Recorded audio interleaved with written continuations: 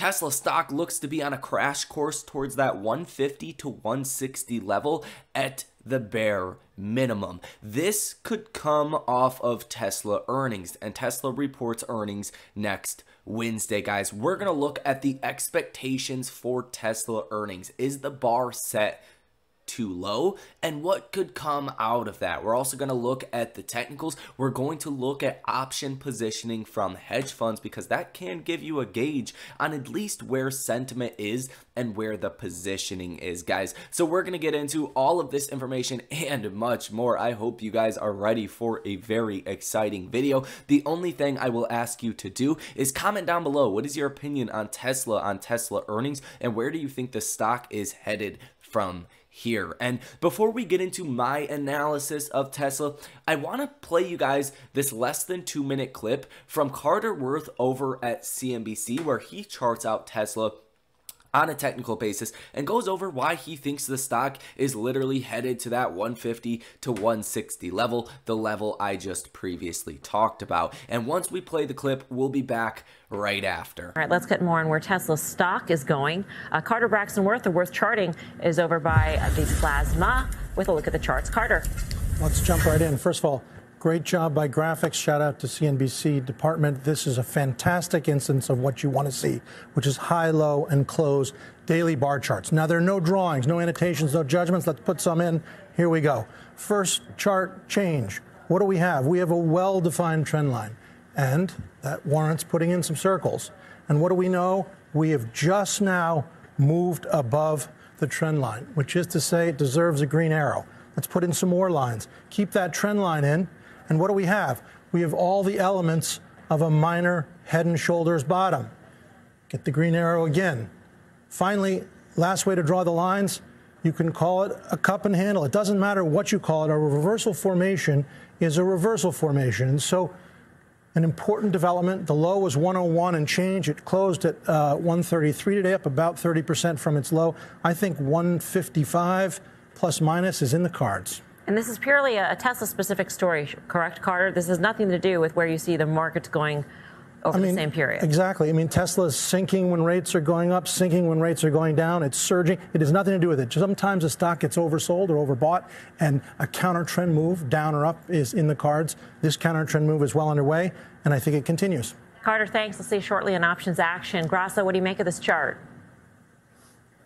Yeah, I love the chart. This is something where I saw the same level, but he sees it a little bit higher than me. I see it as 150 is very likely. And if I broaden that out, obviously technicals are once you get over a certain level, then it's more likely to go in that same direction.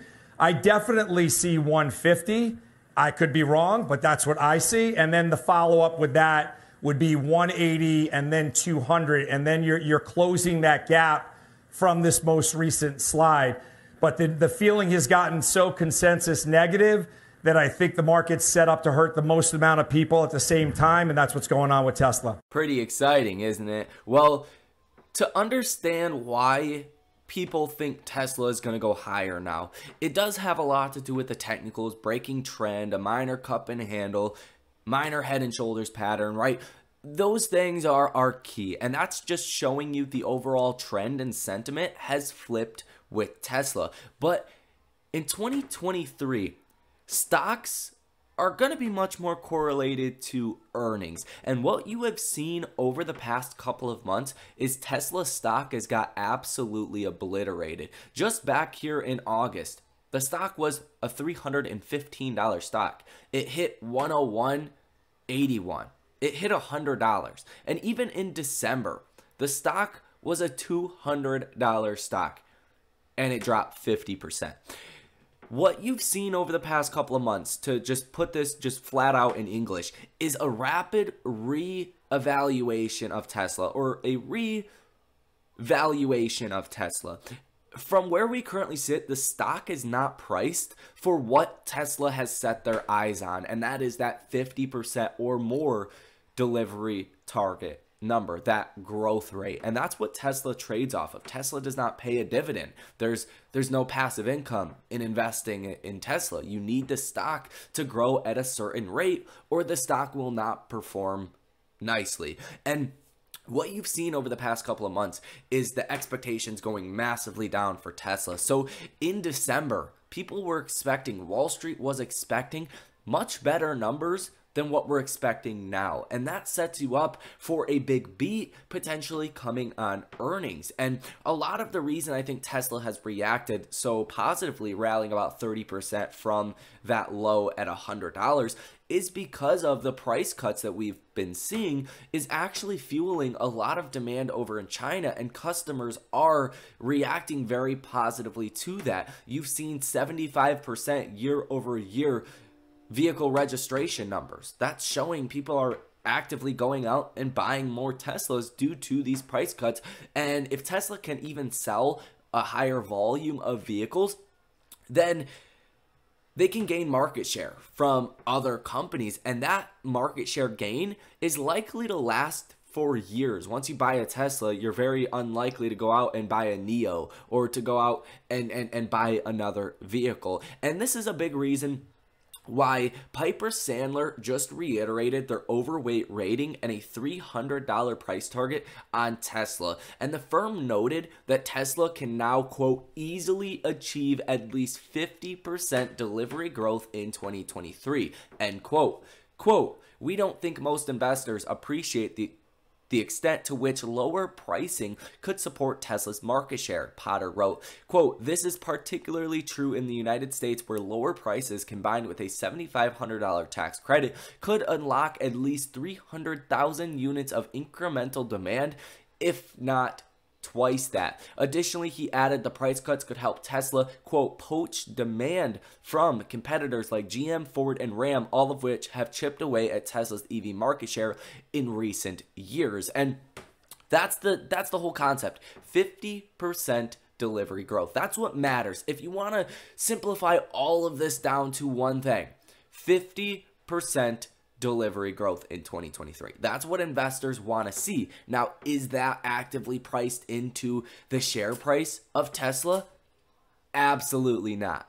Absolutely not. I would argue that 35% delivery growth would be sufficient to where the stock is currently trading at. Meaning, if you get earnings and Elon and the executives reiterate this 50% growth target and say good things about the price cuts, that they are spurring a lot of demand, that maybe they can even surpass 50% delivery growth. Sure, margins are going to take a hit, but everyone's margins are going to take a hit. You might as well gain more market share and sell more vehicles and get a higher percentage delivery growth rate rather than not. If they come out and reiterate that on earnings, that's going to be a massive catalyst for Tesla stock, and that is not something that is actively priced into Tesla as of right now.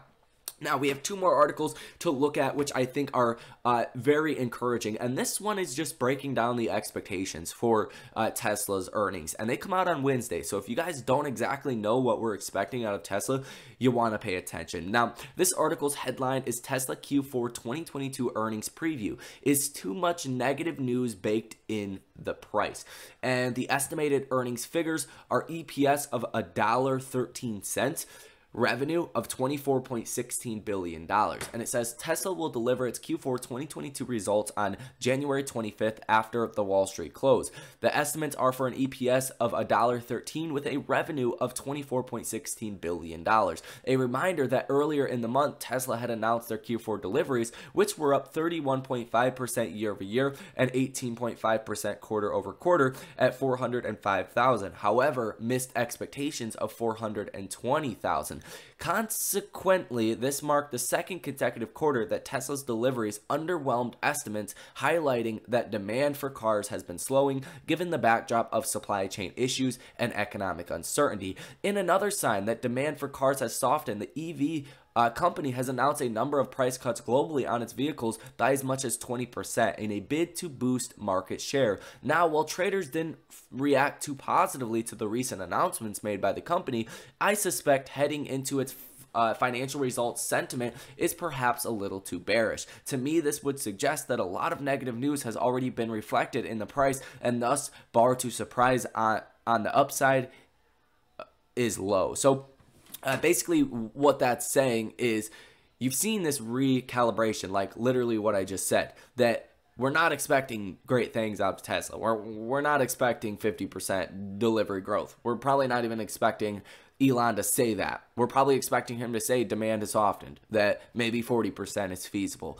right? So it's not going to take a lot to get that upside surpriser. And solely based off the technicals, you could align with that theory, right? The technicals are now starting to look a little bit more bullish. So it's kind of heading into earnings with a little bit more of a positive light, but still low expectations compared to what we had a month ago, 2 months ago, or 3 months ago. Now, this actually came out yesterday. It says Tesla will, quote, keep blowing our minds despite Elon Musk's distractions, shareholder Tencent says. And this is a Chinese company. They did purchase a 5% stake in Tesla in 2017 for around $1.78 billion. Now, I think this is important, one, because it is a Chinese company, and I think that is quite ironic that they are cutting prices in China, and they are saying that. But it is reiterating the same things that we are seeing from many other people, like the article that I just said from Piper Sandler.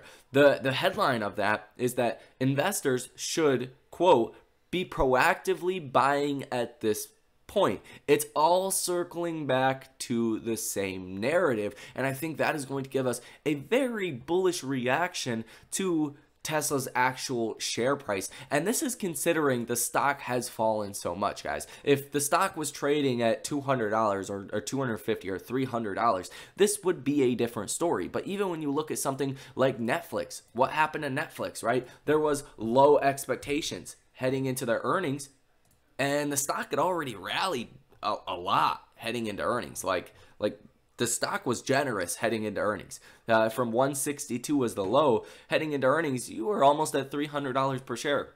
You come out, you get earnings, the stock rallies $50, almost $50, including the move in after hours on Thursday and the $26, $27 move that you've seen on Friday.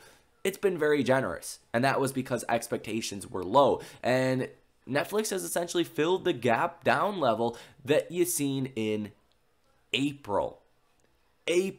So mixing these lower expectations with Tesla, and even comparing to what has happened in Netflix, you could go much higher than $155 to $160. That, I think, is on a very, very conservative basis, guys. So I do think there is a lot of potential here. Now, before we do go ahead and wrap up this video, we're going to give you guys the earnings slate for this week, as well as, like I said, the option positioning. So for the total amount of open interest, 52.34% of it for this upcoming Friday is calls, 47.66% is puts. That is showing you a positive order value, right? That is showing you that there's more calls than puts for this option expiration. There's more money betting Tesla will go higher off of earnings than will go lower. And what you've seen on Friday is 7 orders totaling $2.32 million, positive order value of 100%. Traders were targeting the June 20th, 2025 $200 calls,